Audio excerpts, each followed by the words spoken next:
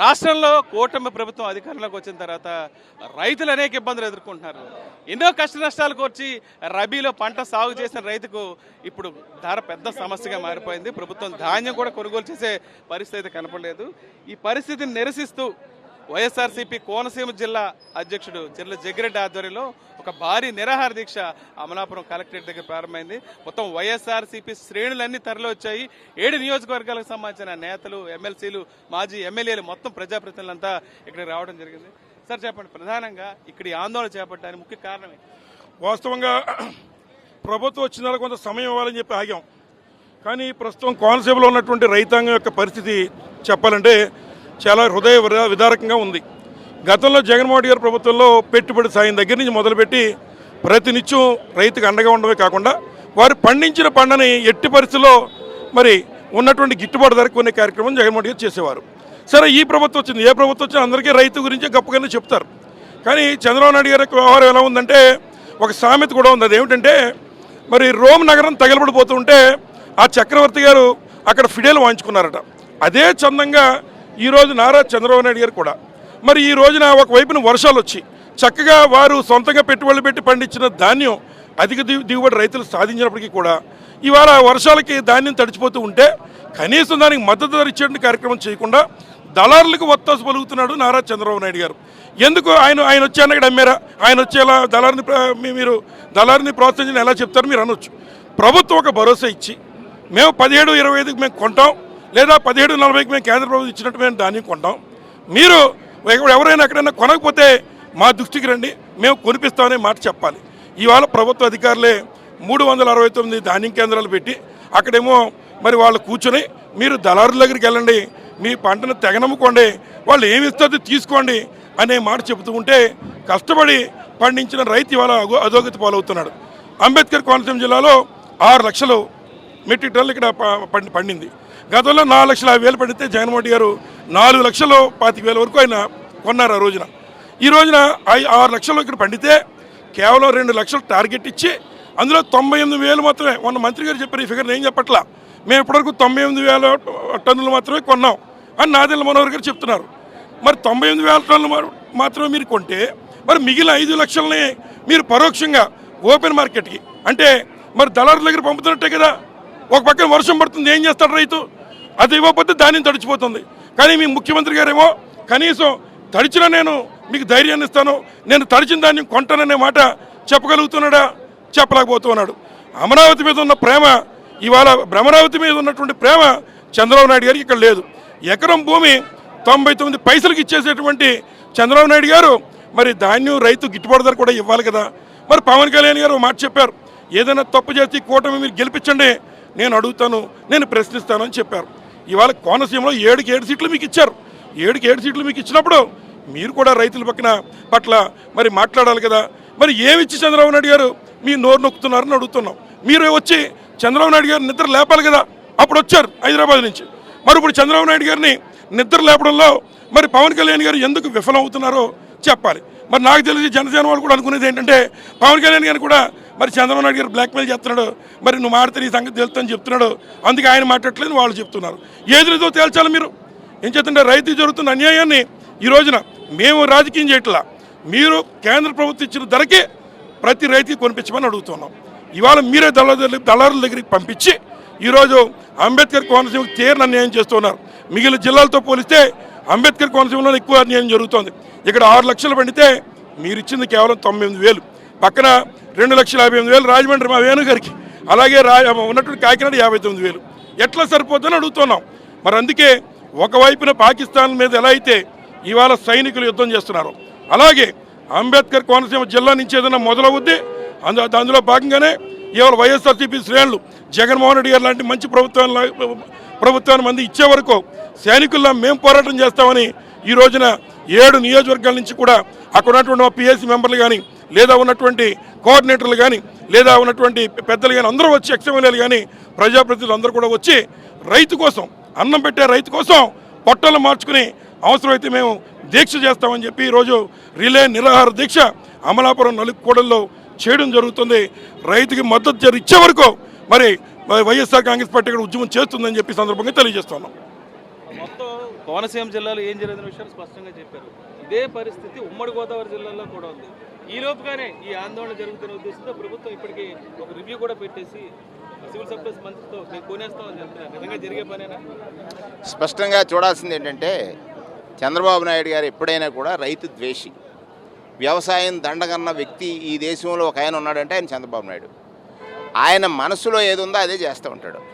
ఇక్కడ రైతులు పండించినటువంటి పంట సకాలంలో కొనుగోలు చేయాలి, అది బాధ్యత. ఆ బాధ్యతను విస్మరించినటువంటి ఈ ప్రభుత్వానికి అనేక సందర్భాల్లో అందరం కూడా మేల్కొల్పాం. ఇక్కడ ప్రధానంగా ఒక్క మాట ఆలోచించాలి. ఏమిటనంటే సాక్షాత్తు సివిల్ సప్లైస్ మినిస్టర్ గారు ఏమన్నారు? రైతు పండించిన ప్రతి గింజను కొనడం కష్టం అన్నారు. అన్నారా లేదా? పత్రికలో వచ్చింది, చూసాం. అంటే అది బాధ్యతారాహిత్యమైన మాట కాదా? బాధ్యతారాహిత్యానికి ఇంతకంటే పరాకాష్ట ఏముంటుంది? ఇవాళ ఆ మాటను ఆసరాగా చేసుకుని దళారులు రెచ్చిపోయారు, మిల్లర్లు రెచ్చిపోయారు, రైతుని దయనీయ స్థితిలో పెట్టారు. రైతు అమ్ముకోలేడు, 1300, 1200 ఆ ధరలకి అమ్ముకునే స్థితికి రైతుని దిగజార్చడానికి, లేకపోతే దళారులకు ఆస్కారం ఇవ్వడానికి ఆ మంత్రి గారి స్టేట్మెంట్ అనేటువంటిది ఎవరిని అడిగినా, ఈవెన్ చదువులేని అడిగినా అర్థమవుతుంది. ఇవాళ మళ్ళీ వర్షాలు వస్తున్నాయి. ఈ తడిసిపోవడానికి కారణం ఎవరు? ప్రభుత్వమే కదా. ప్రభుత్వం దగ్గర ఒక వ్యవస్థ ఉంది. ఏమిటి? ఆర్బీకే వ్యవస్థ. దాన్ని నిర్వీర్యం చేసేసారు. జగన్మోహన్ రెడ్డి గారు రైతుకు బాసటగా ప్రతి అంశంలోనూ ప్రభుత్వం ఉండాలని ఆలోచించాడు. కాబట్టే ఆ రోజు రైతు భరోసా కేంద్రాలను ఏర్పాటు చేశాడు. రైతుని ఎక్కడా కూడా మోసపోకుండా అనేక రకాల అంశాలు, ఎరువులు కానీ విత్తనాలు కానీ, విత్తనం నుంచి కొనుగోలు వరకు, విక్రయం వరకు, విత్తనం వేసిన దగ్గర నుంచి విక్రయం వరకు ప్రభుత్వం బాసటగా నిలిచినటువంటి నాటి ప్రభుత్వానికి ఇవాళ ఏమైపోయినా రైతు మాకు బాధ లేదు, మాకు బాగుందనేటువంటి దళారుల్ని పెంచడమే మా ప్రభుత్వ లక్ష్యం అనేటువంటి ఈ ప్రభుత్వానికి కళ్ళు తెరిపించడం కోసం ఇవాళ జగ్గిరెడ్డి గారి ఆధ్వర్యంలో అంబేద్కర్ కోనసీమ జిల్లాలో రైతుల పక్షాన వైఎస్ఆర్ కాంగ్రెస్ పార్టీ కథం దొక్కింది. ఒక్కసారి కళ్ళుంటే తెరిచి చూడండి. చంద్రబాబు నాయుడు గారు, పవన్ కళ్యాణ్ గారు, భారతీయ జనతా పార్టీ నాయకులారా, కళ్ళుంటే తెరిచి చూడండి. ఇవాళ ఇక్కడ జరుగుతున్నటువంటి ఈ ఆందోళన దేనికోసం? రైతు కోసం. రైతుల పట్ల మీరు వహిస్తున్నటువంటి నిర్లక్ష్యాన్ని, మీరు పోతున్నటువంటి మొద్దు నిద్రని లేపడం కోసం అనేటువంటిది స్పష్టంగా అర్థమైంది. ఇప్పటికే చెప్పారు 6 లక్షల పైచీలకు మెట్రిక్ టన్నులు ఇక్కడ ఉత్పత్తి జరిగితే కేవలం 90,000 మెట్రిక్ టన్నులే కొనుగోలు చేశారని ప్రభుత్వమే చెప్తే ఇది నిర్లక్ష్యం కాదా? ఈ వర్షాల్లో తడిసిన ధాన్యానికి మీరు బాధ్యులు కాదా? అంటే ఇది ప్రభుత్వ బాధ్యత రాహిత్యం కాదా? ప్రభుత్వం బాధ్యత తీసుకోవలసినటువంటి ప్రభుత్వం బాధ్యత రాహిత్యంగా ప్రవర్తించడం చేత రైతు దయనీయ స్థితిలోకి వెళ్ళాడు. ఈ దయనీయ స్థితికి కారణం మీరు కాదా? మీరు కేవలం అమరావతి, భ్రమరావతి ప్రజలను మోసం చేయటమే మా లక్ష్యం అని అనుకుంటున్నారు. ఇవాళ రైతు కంట కన్నీరు వరదలై నిన్ను కొట్టుకుపోయేటట్టు చేస్తుంది అనేటువంటిది ఈ ప్రభుత్వ పెద్దలందరూ గమనించాలని ఈ సందర్భంగా మనవి చేస్తా ఉన్నాం. ఈ మూమెంట్ పుట్టింది మీ నియోజకవర్గంలో.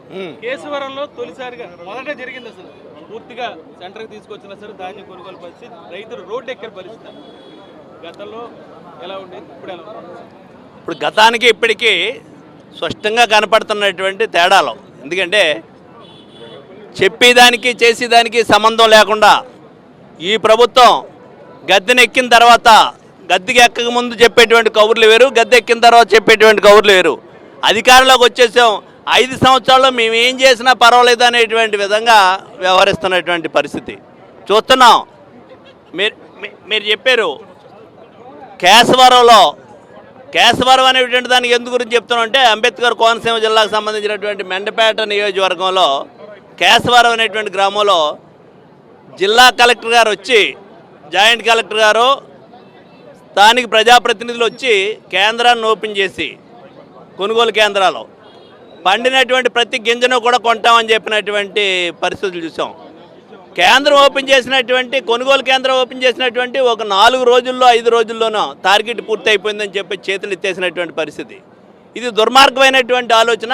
రైతును అన్ని విధాలుగానే కూడా మోసం చేసేటువంటి విధానాలు నడుస్తున్నాయని తప్పితే, ఈవేళ ధాన్యానికి కారాగారంగా ఉన్నటువంటి ఈ అంబేద్కర్ కోనసీమ జిల్లాలో ప్రధానంగా మెండపేట నియోజకవర్గం, రామచంద్రపురం నియోజకవర్గం, సెంట్రల్ డెల్టా, ఇవన్నీ కూడా ధాన్యం పండించేటువంటి రైతాంగం. ఈ రైతును ఆదుకోవటం కోసం ఆనాటి ప్రభుత్వం జగన్మోహన్ రెడ్డి గారు తీసుకున్నటువంటి చర్యల్ని ఒక్కసారి గుర్తు చేస్తున్నాం అనేటువంటిది మనం చేస్తున్నాం. రైతులను ఆదుకోవటం కోసం, రైతుకు నష్టం జరిగితే నష్టపరిహారం ఇవ్వటం కోసం ఇన్సూరెన్స్ అనేటువంటిది ప్రభుత్వమే కట్టి ఎకరాకి 630 రూపాయలు ప్రభుత్వమే చెల్లించి నష్టపరిహారాన్ని రైతుకి ఇచ్చినటువంటి సందర్భాలు చూసాం. ఈ రోజుని ప్రభుత్వం ఇచ్చినటువంటి ఆదేశాలు ఏంటి?